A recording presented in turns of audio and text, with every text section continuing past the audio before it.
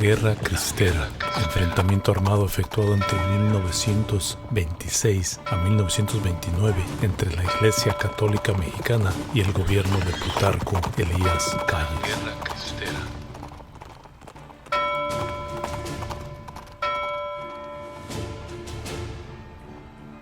La Guerra Cristera.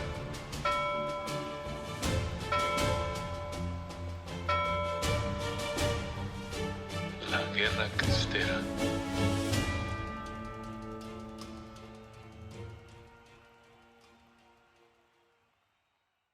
Un gran saludo a todos los interesados. Mi nombre es César Noel Madrigal. Durante el curso de este año se estarán celebrando 100 años del inicio de la Guerra Cristera, evento bélico-militar que se efectuó entre la Iglesia Católica Mexicana y el gobierno federal de la República Mexicana. En este programa de podcast analizaremos no solamente el evento bélico, sino también las causas que generaron este conflicto entre la Iglesia Católica y el gobierno de México. Pero llegaremos a épocas anteriores, mucho antes de este conflicto. No solamente eventos que pasaron en el país mexicano, pero también otros eventos influyentes que sucedieron en otras regiones del mundo en siglos anteriores, que conllevaron a la generación del conflicto Estado-Iglesia en otras sociedades. Para poder analizar este evento con amplitud, es necesario analizar no solamente lo sucedido en México entre 1926 y 1929, pero también, en mi opinión, hay que analizar los antecedentes e influencias que conllevaron este conflicto, como lo hemos mencionado. Analizaremos los sucesos, los personajes y todas las divisiones que propiciaron a que liberales y conservadores comenzaran a tener disputas en el país mexicano en el siglo XIX.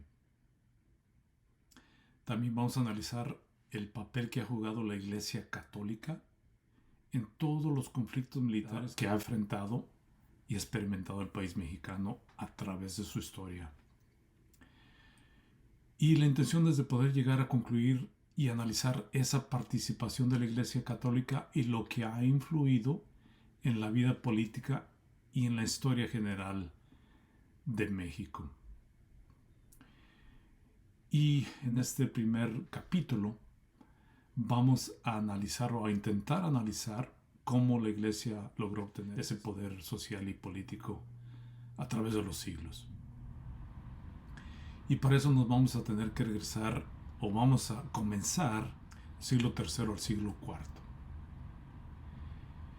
La alianza que logró la Iglesia con el Estado logró colaborar a la conversión de ciertos reinos bárbaros que existían en el continente europeo y asiático. Estos reinos bárbaros, obviamente no católicos, incluían a los suevos, un grupo social que se ubicaba en Galicia, en el norte de Portugal, lo que corresponde ahora a la península ibérica. Otros grupos eran los visigodos, que eran unos germanes orientales, los francos, tribus paganas que se convirtieron al catolicismo durante el reinado de Clodoveo. Un grupo interesante, los armenios, ellos fueron convertidos al catolicismo mucho antes que el Imperio Romano. Los alamanes fueron tribus germanas que también incursionaron en la Galia y el norte de Italia a través del Rin. Los hunos arribaron de Asia y comenzaron a desplazar los pueblos germánicos hacia el interior del Imperio Romano. Y por último, los muy conocidos sajones y anglos, que fueron tribus del norte de Germania que comenzaron a hacer incursiones en Britania, lo que es la isla de Gran Bretaña actualmente, y la región de Galia. Estos cambios sociales que experimentó la sociedad europea, que incluyeron a la Iglesia Católica, le ayudaron a la institución religiosa a construir una sólida estructura alrededor de una jerarquía centralizada, lo que era el papado. Y esto le ayudó a adquirir una gran riqueza como un gran terrateniente. Todo esto fue como resultado de la alianza hecha con Constantino I, que es el emperador romano, el que adoptó la religión cristiana y el cual, tras convertirse al catolicismo, comenzó a otorgar derechos y concesiones a la Iglesia. Un evento muy importante en la historia religiosa, sobre todo la historia de la Iglesia Católica, es el Edicto de Tesalónica. El nombre lo lleva tras el nombre del emperador Teodosio I, conocido como el Grande. Él generó un decreto promulgado, apoyado por emperadores Graciano y Valentiniano II, y este edicto fue formulado el 27 de febrero del año 380. Tras el edicto, el cristianismo niceno se convirtió en la religión oficial, marginando así al paganismo y a otras sectas, consolidando así la unidad doctrinal y política de esa época. El edicto establecía que todos los súbditos del imperio debían profesar la fe cristiana, o la fe que inició el apóstol San Pedro, la cual había transmitido a los romanos, y que definía la religión como la doctrina de la Santísima Trinidad, o sea, Padre, Hijo y Espíritu Santo. Y el edicto calificó a los que no seguían este dogma, como las sectas paganas, como locos dementes y como heréticos. Y al mismo tiempo que los declaraba enemigos de la religión, les privaba de sus derechos y para reunirse, y les ordenaba el cierre de sus iglesias o templos. Obviamente este edicto, en lugar de promulgar la libertad de culto, comenzó a impulsar el concepto de mantener una sola fe única y obligatoria, y promulgó el castigar a los disidentes o los que estaban en contra de la religión.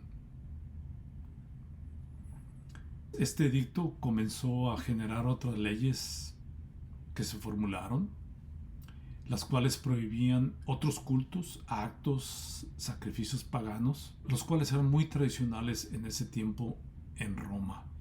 Esto conllevó la cristianización del Estado y se generó un vínculo entre el imperio y la Iglesia.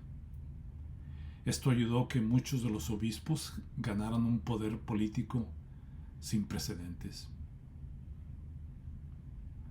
Logró a unificar el credo niceno constantinopolitano como el gran estándar de la religión o de la ortodoxia cristiana. Y comenzó la persecución de disidentes. Eso marcó el inicio de una era donde la autoridad secular castigaba delitos de fe, y esto conllevó a la confiscación de propiedades de grupos no católicos y hasta ejecuciones mandadas, ordenadas por motivos religiosos. Todo este poder ayudó a la Iglesia a consolidarse y a organizarse de una manera similar a la administración provincial romana. O sea que se empezó a generar niveles jerárquicos dentro de la Iglesia. También generó una influencia social. La Iglesia comenzó a administrar bienes y a proporcionar apoyo a los necesitados, lo que le otorgó un papel intermediario entre la población y el Estado. Esto generó también que la Iglesia se convirtiera en una inmensa terrateniente, recibiendo diezmos, acumulando riquezas, tales como cofradías, hospitales y escuelas.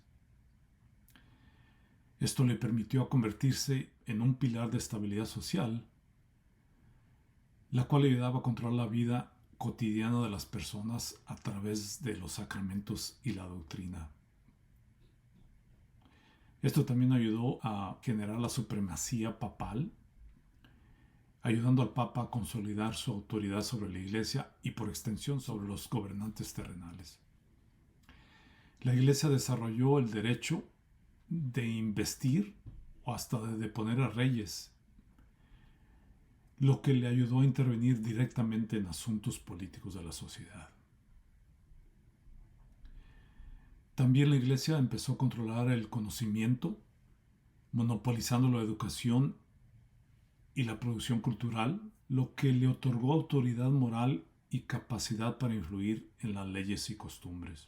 Después, en los siglos consiguientes, llegamos al siglo XV, durante el reinado de Isabel la Católica.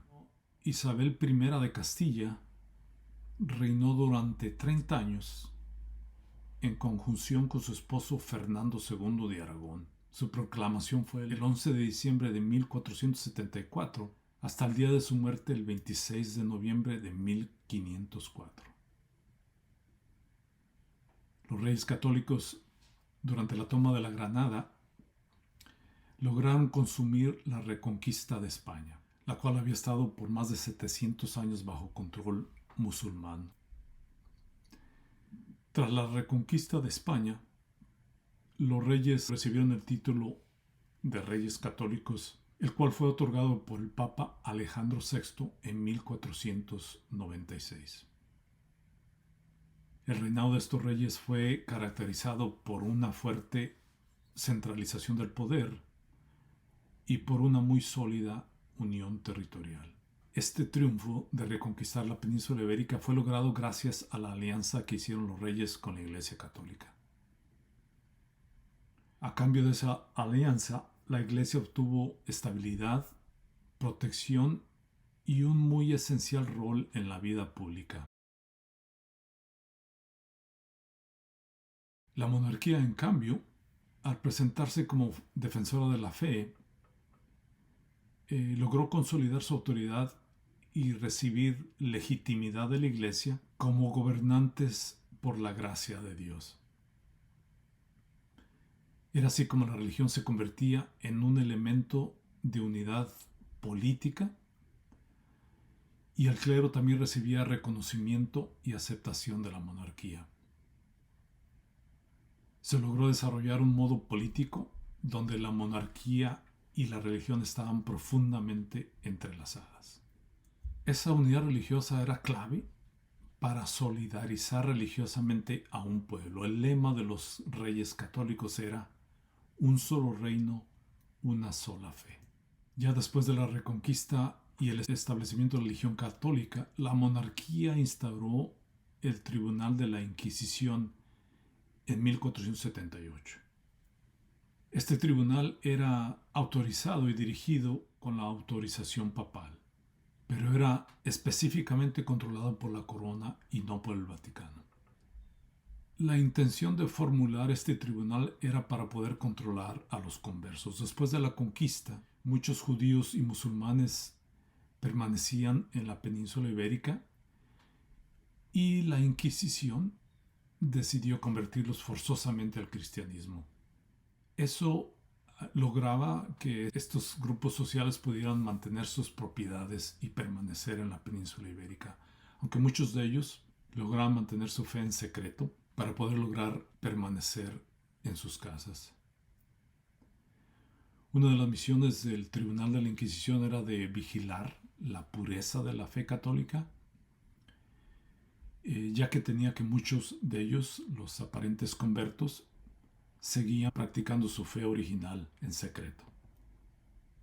Iniciaba muchas investigaciones y sospechaba de muchos de ellos de ser herejes. Se entablaban juicios formales y se efectuaba una enorme presión en contra de los susodichos acusados.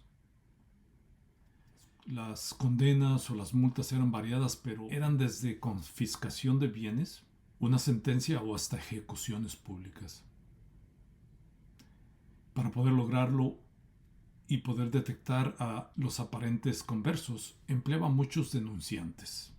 Estos eran vecinos, estos eran habitantes de los mismos pueblos, ciudades, y en muchas maneras actuaban como denunciantes anónimos.